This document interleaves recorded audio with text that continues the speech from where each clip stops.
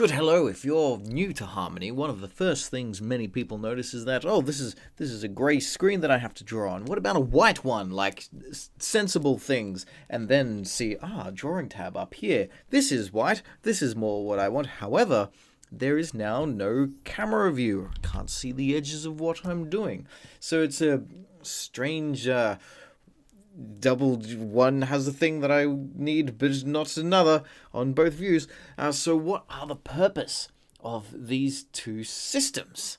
There is one. That's what all of the nuggets over the next week or so are going to be all about. For now, I will answer that little riddle of how to know where the edges of your work is to be so it doesn't just sort of trail off into the void. There is a grid button up here on the top left. Turn that on and you'll get something that is the approximate edge of where the camera is. You'll notice here on the camera view it isn't quite to the edges, but there's a reason for that too.